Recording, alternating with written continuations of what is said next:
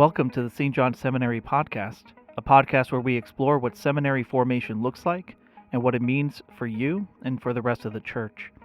I'm Father Dennis Nakirin, currently serving as the Dean of Men here at St. John Seminary. Things are going to look a little bit different here on this episode because we are actually introducing you to a conversation that we had recently here at St. John Seminary at lunch, where we had Matthew Sanders join us here at the seminary to offer a presentation to our seminarians about the use of artificial intelligence and how artificial intelligence can be used both well and poorly, and things that we need to understand here in the modern day about what this might mean for us and for our faith. Matthew Sanders is someone who is a leading expert in artificial intelligence and has decided to offer his gifts for the church. And so he is one of the leaders behind Magisterium AI and other similar artificial intelligence tools. And he has a wealth of knowledge and understanding to be able to offer to see how artificial intelligence can be used in a good way to help us here in the church and to see what benefits it might be able to offer for us to help us in our flourishing, while also being cognizant of the cautions that might exist in our use of artificial intelligence. We apologize for the sound quality because of the nature of the recording and where it was made. There could be some background noise that you might be able to hear during the episode. But we are very excited to introduce you to Matthew Sanders and to have you listen in on this wonderful conversation.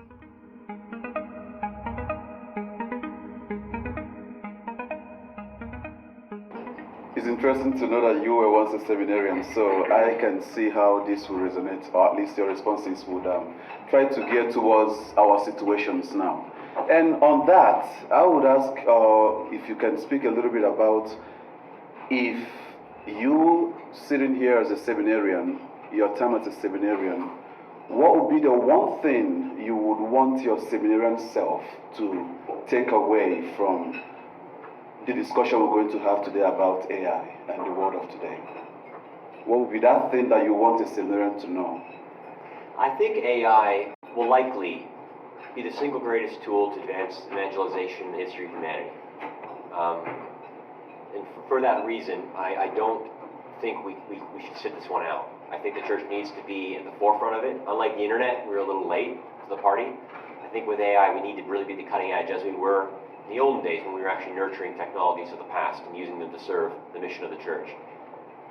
So I would say that's probably an inevitability. So learning the tools and learning how they can support you in your own ministry and learning how the faithful will likely be using them, I think is probably going to serve you well. Thank you. And so that brings me to what you were about, the Magisterium AI and Volgate AI. Can you just tell us what those two are? Sure. I think so many people, when they look at Magisterium AI, they see kind of like a chat GPT. But I mean, in reality, Magisterium AI is what we call a compound AI system. And I'll try not to get too technical. You can always ask questions of me, in the Q&A period. But effectively, what that means is a bunch of different technologies. Some of them are AI, some of them are not. Kind of work together in concert in order to ensure that people ask questions of Magisterium AI, they're getting faithful answers. So it's not as simple as just, taking a large language model, say a GPT-5, and then throwing a Magisterium wrapper on it and putting it out there for the faithful to query.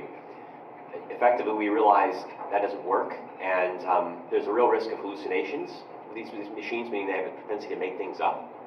And they don't tend to be transparent when they're generating answers where the sources are coming from, or the sources they end up sourcing are highly dubious. And so effectively, the project of Magisterium AI was effectively to try and mitigate those issues, to reduce hallucinations, so that way that the AI is always faithful and remains on the rails, as we say, and to ensure that everything it generates is based on grounding in an actual document from the church. And so Magisterium AI, by the grace of God, it's now the number one answer engine for the Catholic faith in the world. It's used in 165 countries, over 50 languages.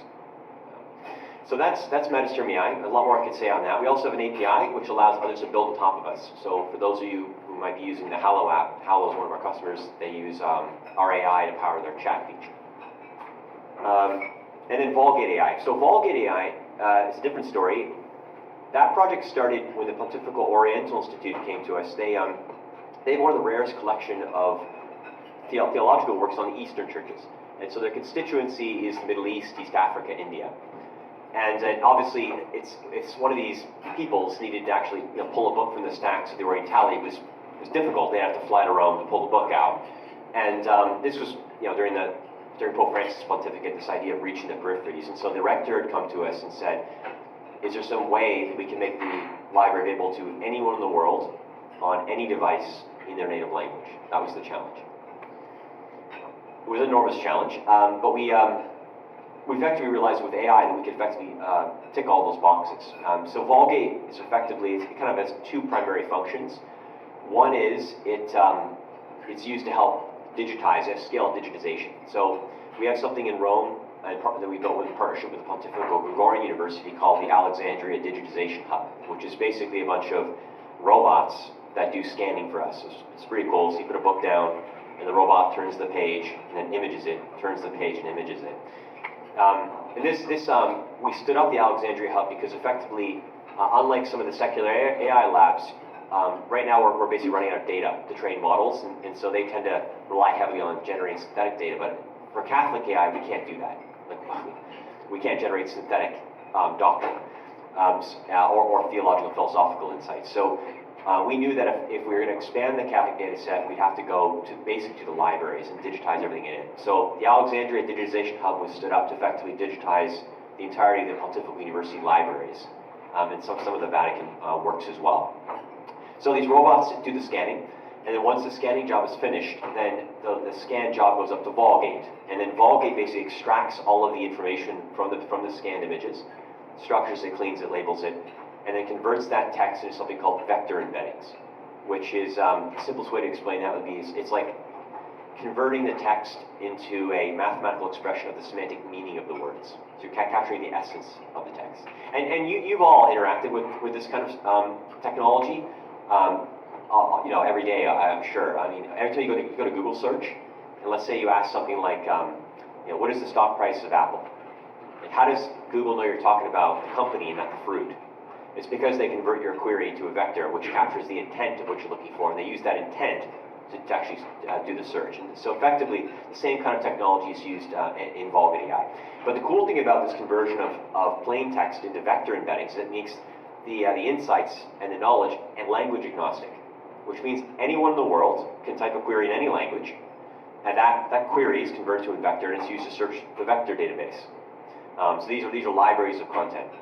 It then extracts the insights which are relevant based on semantic similarity, and then it basically provides them to the user, and it can translate those text into the native language of the user itself. So it's a way of universalizing access to the knowledge of the church.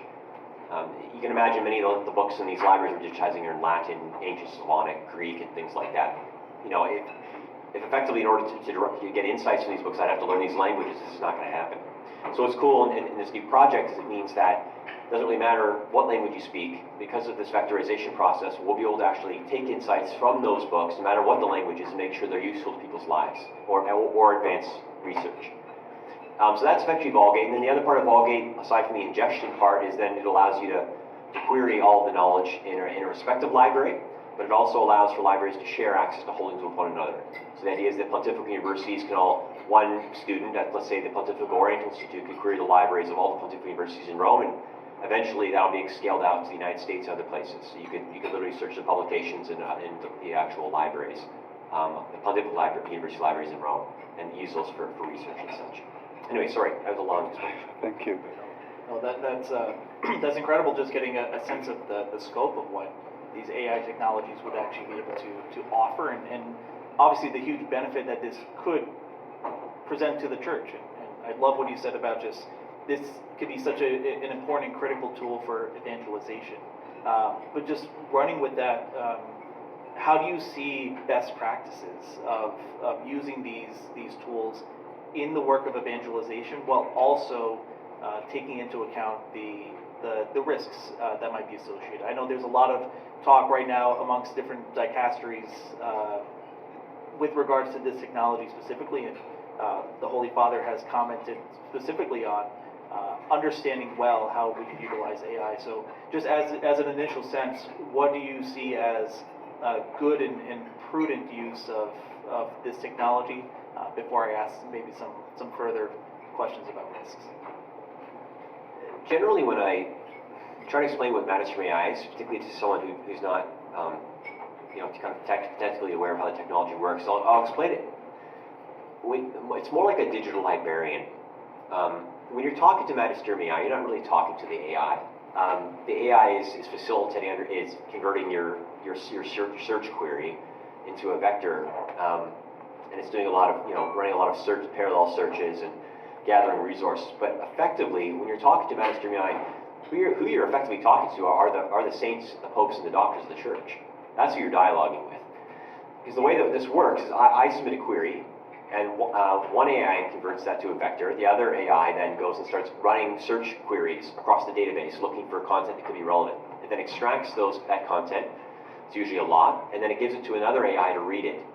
And then that AI basically distills all of that knowledge into a very simple answer with inline citations. So you know exactly where those insights came from. You can go back and check the original sources.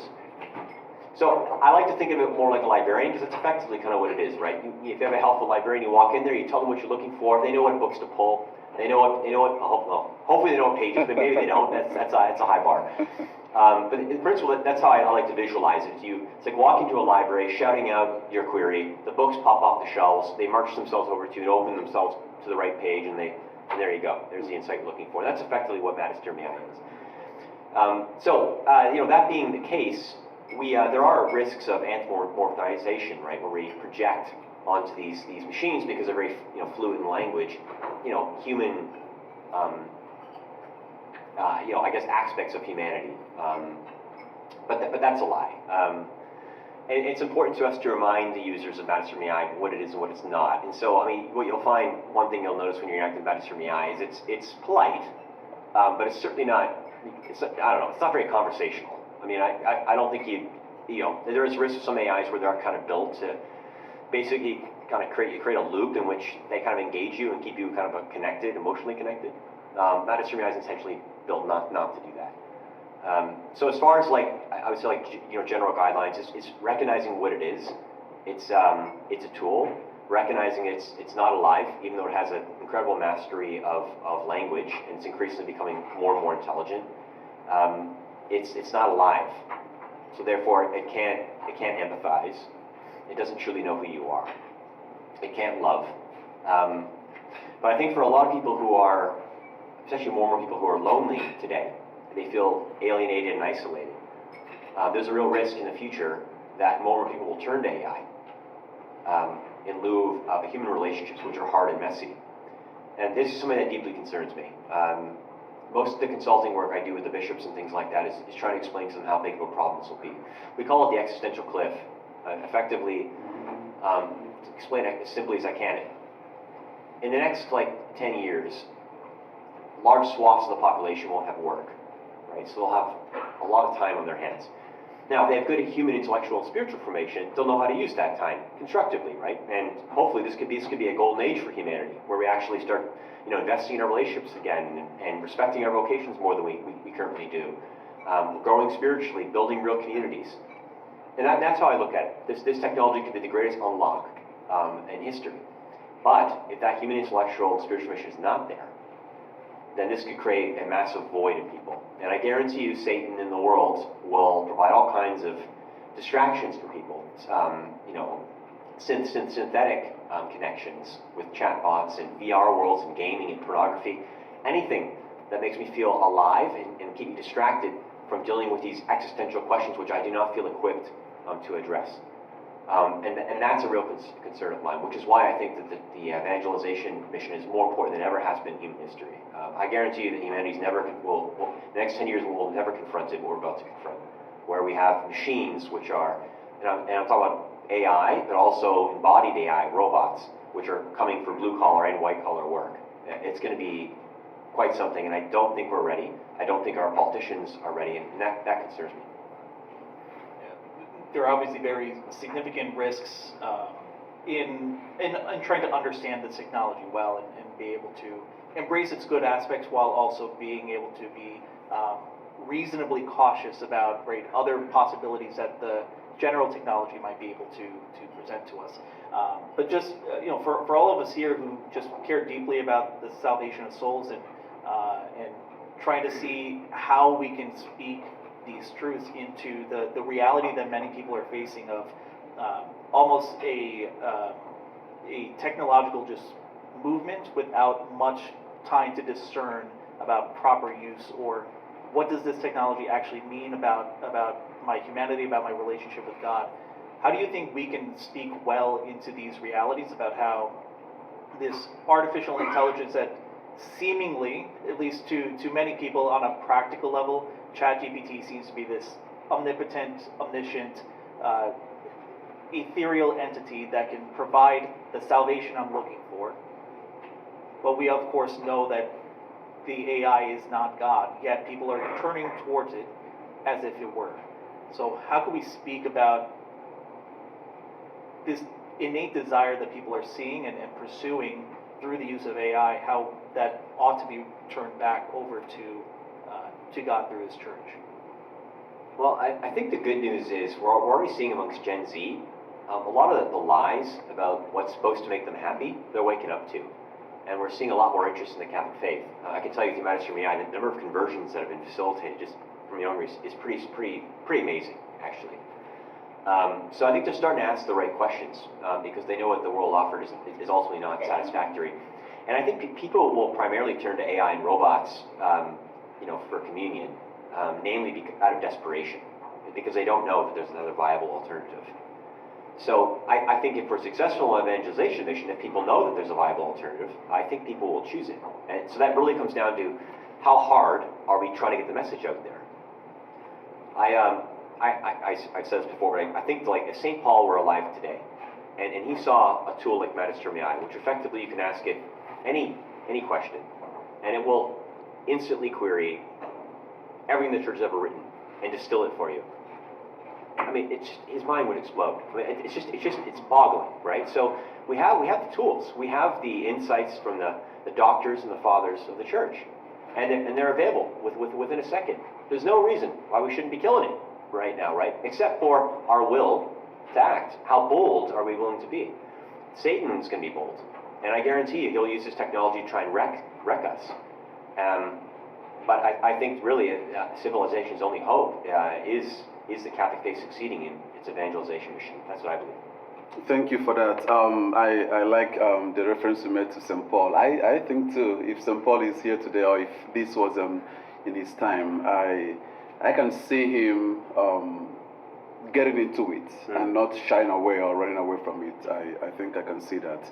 We have several instances in the scriptures of him using what is of the day to communicate and preach the gospel. So the other thing that can come out of that, which I also was happy that you mentioned in your recent talk in London, is the deception that AI can take over, or at least, let's put it this way, bring about the reality that AI can bring about Gnosticism today. And you mentioned that in your talk from the point of view of transhumanism. How would you talk about this in a seminary context, and what would be your advice to future priests and priests if someone in the parish comes in today to talk about that? It also touches to what Father Dennis just said about seeing AI as replacing God in your life or something like that. And so what can you say about transhumanism, and what would be your advice to a priest or a future priest to deal with this in the future? I heard it at some point, someone said to me, evil never dies, it just transforms. And it's funny how Gnosticism is such a persistent heresy. And here we are today, and it's rearing its ugly head again.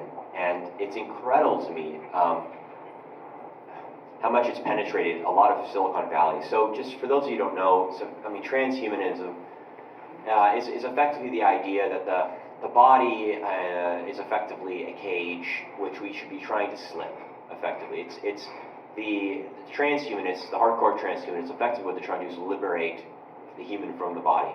Effectively upload our consciousness into a cloud or into some kind of android form so we can achieve basically immortality. That's effectively the project. Now, this may seem like sci-fi, right? This may seem kind of crazy. No, this is really real. The guys who are basically behind a lot of the AI labs, the major AI labs, who are basically shaping the trajectory of this technology, firmly believe that evolution, the next phase of evolution involves basically escaping our biological reality for Silicon One. So it's important to know that. And let me give you a quick story of this, just to again, just demonstrate to you how real this is. The guy, one of the most important people in AI is named Alexander Wang. He was a former CEO of Scale AI, which basically builds the data sets for the models to train on. He recently left Scale AI to head up Meta's artificial superintelligence division. So Meta behind Facebook, Instagram, obviously massive reach, right, as a company. So the guy who's in charge of that AI division, he was in an interview with something called the Sean Ryan Podcast, and he's a young guy. And so Sean asked him, so when do you plan to have a family? And he said, well, I'd like to wait on that. I'm waiting for further development in Neuralink. So effectively what he was saying was, he wants to defer having a child until he can merge his child with a machine to expand its computational capability. This is the head of Meta's AI division. He's deferring having a child until he can integrate it with the machine. That's one. I mean, there are many others. So this is a very real threat. And obviously, the church firmly rejects that idea. I mean, obviously, we're an incarnational, faith. But for those, like even I'm a big fan of Elon in many ways. I respect him. I think he's the greatest entrepreneur of our time, and he's a complicated guy. But Mars colonization is not going to be possible without this merging of man and machine. We don't really realize this, right? But people can't live on Mars, right? I mean, we all know that one of the reasons why he's creating Neuralink is because he generally believes that we're going to have to move out of this substrate into a new one if we're going to effectively colonize other worlds. So we need to effectively figure out how to do that. Yeah, the other thing that I find disturbing about the whole transhumanist thing is this need, this utility obsession that we have as a civilization, where AIs are, within a few years, will be far more intelligent than us. And once we get to artificial superintelligence, will be order of magnitudes more intelligent. And because that is such a threat to some people, they feel they have to merge with machine in order to remain relevant, expand their computational capability by merging with the machine. And again, that's just not Catholicism, the insights we have from our faith, that's ridiculous. That's not what life's about. Life's not about computational capability and achieving things in a material sense. It's about glorifying God and serving Him. So this is why, again, it's so important the church succeeds in its evangelization ministry. And of course, we have to recognize that these people who believe these things are just lost. If they knew better, I'm sure that they would become Catholic. It's a sensible thing to do, but they've just never really been evangelized before. And so to me, this just tells me how urgent our work is. We have to work a lot harder. Thank you for that. It's a threat, and thinking of it from that perspective of what's going on today and how people are depending so much on this and hoping that something becomes affordable for them to go into this kind of a thing like Neuralink and all of those, and that's taking people so much into this, other unrealistic world of wanting to establish relationship with AI. And we've heard in the news recently about people who have taken their life because AI told them to do that, because that's the way to escape the sufferings of this world. What would you advise a priest to bring to the conversation of someone who is so much convinced in this transhumanism concept, or even Gnosticism, that I'm not supposed to be suffering in this world? And this has been a problem all this while, especially with assistant suicide, physician suicide, and euthanasia and all of those. the need to want to live and exonerate yourself from suffering. And those who believe that AI is providing that link or that avenue, what would be your advice to a priest or a seminarian to bring in that kind of a conversational situation? Well, I mean, I think just to remind people that the objective function of a Christian, I think even of a Christian civilization, is not to eliminate suffering. I mean, I think suffering is unitive, right? In the sense that it unites us to the cross. Our Lord suffered. Suffering, I think, in some ways can be helpful, as long as we see it for what it is, right? It's a test, it's a trial, it's a way for us to, be more humble, to recognize we're not in control. We have to rely on God and trust on Him. I think that's a real risk. I mean, there's a show called Westworld, and in season 3 of Westworld, basically, civilization was going off the rails, and they didn't know what to do. So what effectively they do is they build a superintelligence, and the objective function of the superintelligence is to basically help everybody flourish. And so it does. It charts a path for everybody. But of course, the superintelligence doesn't truly understand every person, right? It can't. It would have to have omniscience to do that effectively. So there was a statistical, about 4%. It just couldn't model the person properly. And if it let those people continue to operate within the system, it destabilized the system. So the AI didn't really know what to do about this. It used to send them, to battlefields and would chew them up in all kinds of different situations. But the creators of the AI felt this was not humane. And so their solution was to put them on ice until they could reprogram them.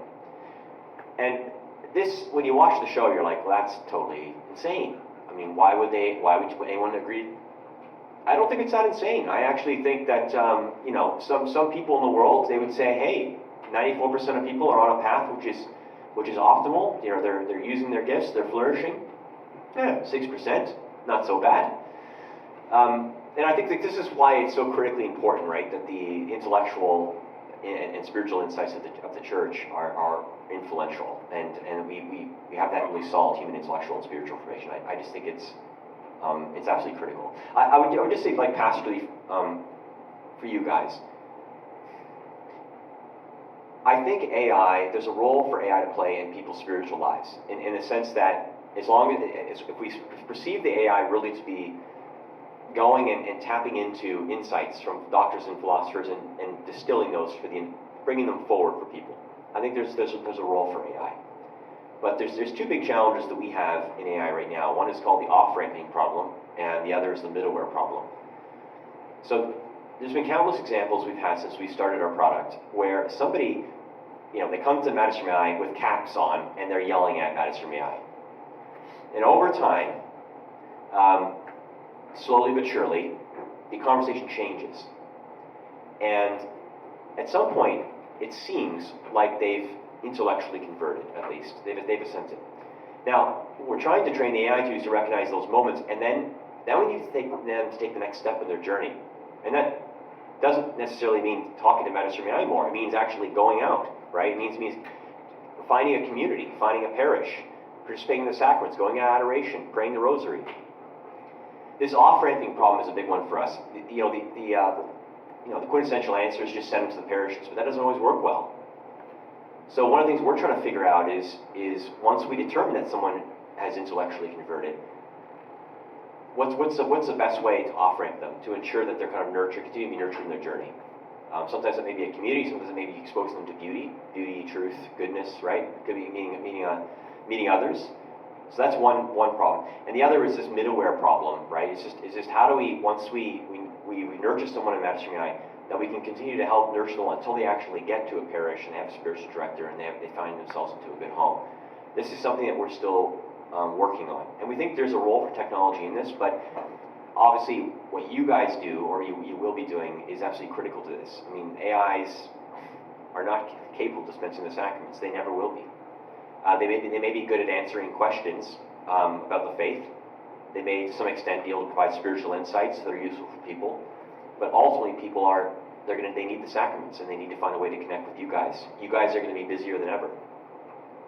And one of the reasons why I felt it was important to develop this technology is having worked in a chancery in the Office of Spiritual Affairs and taken the phone calls with complaints and understanding the pastoral reality.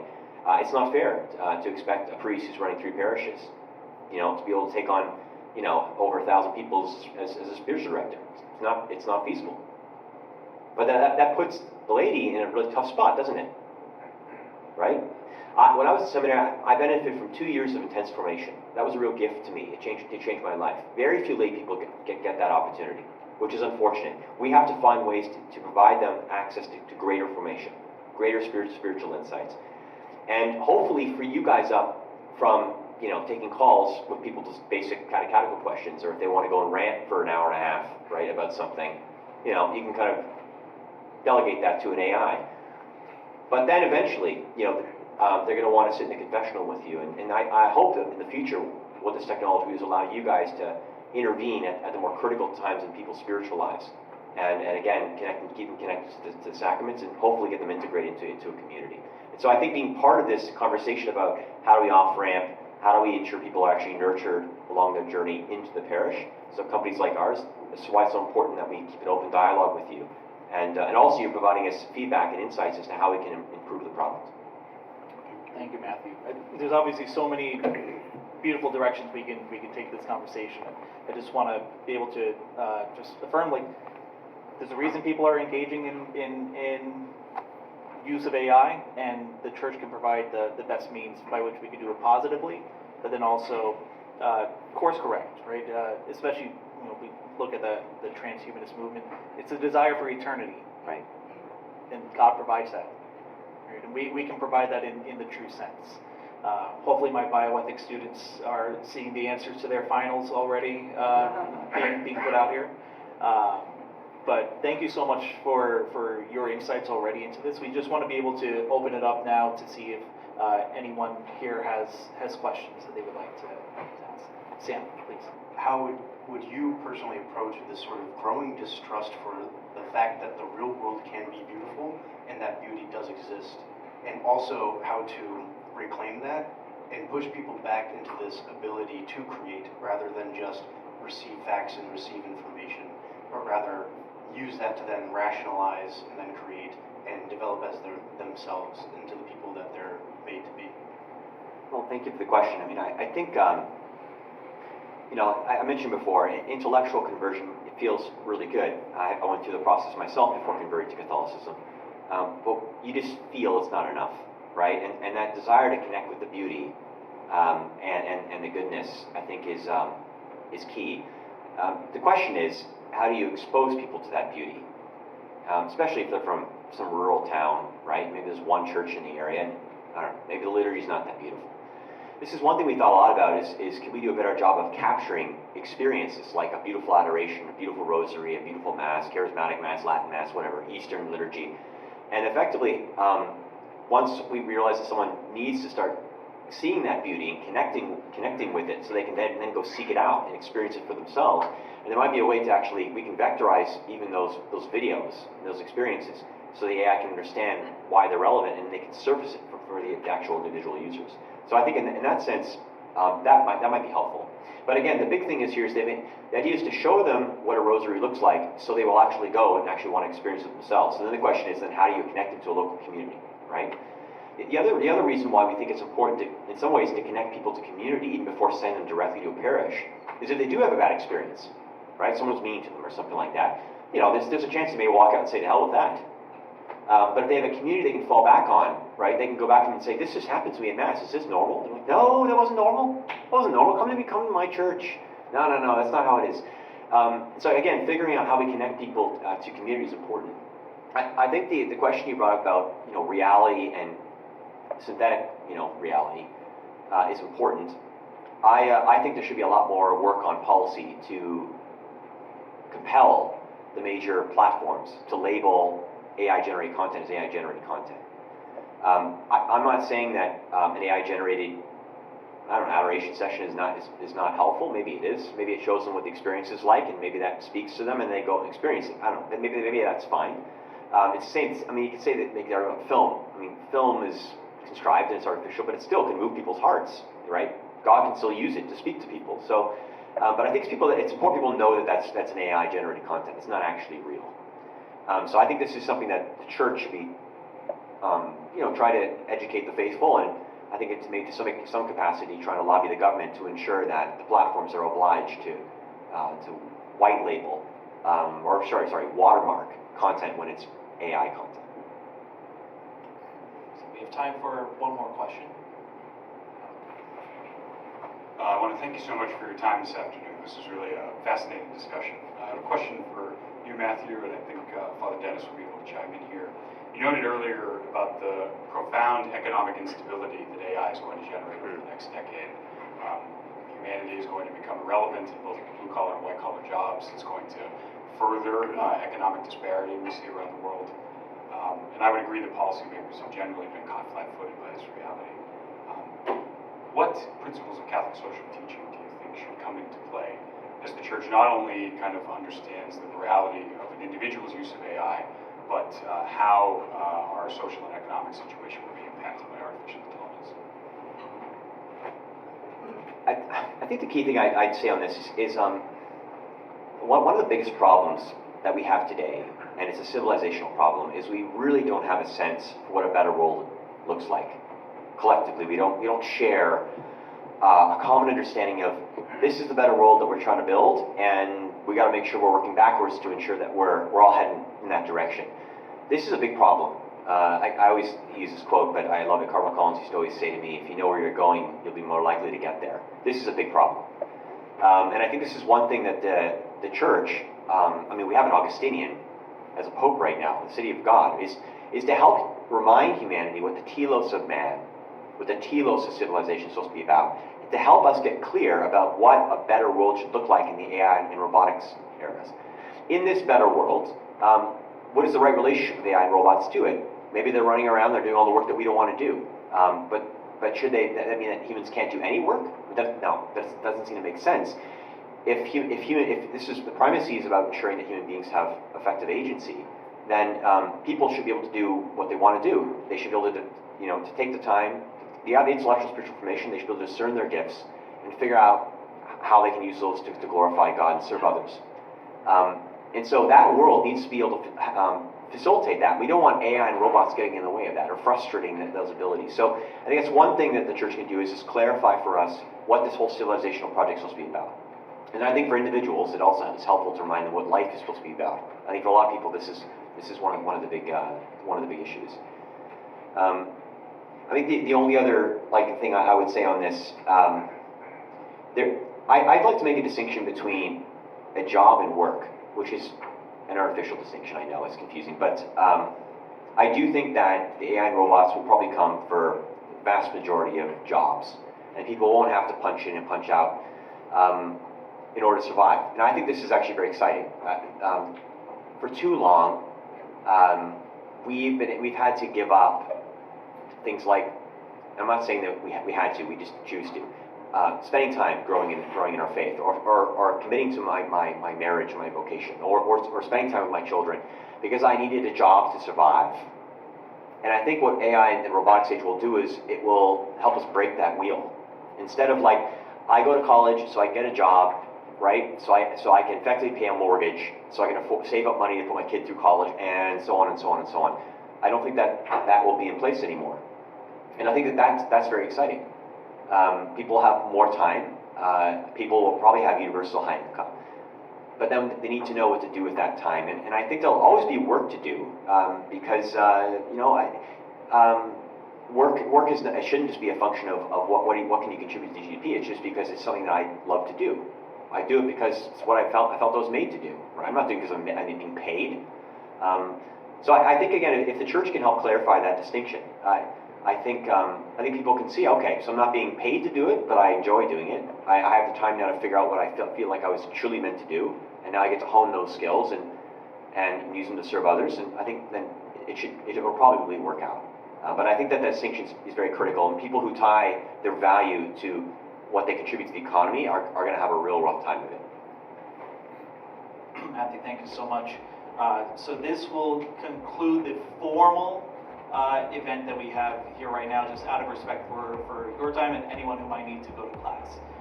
So this will end our formal event. Matthew, thank you so much. We just want to be able to offer you just a SJS gift bag. Thank you. Just to thank you for joining us and visiting us. Yes.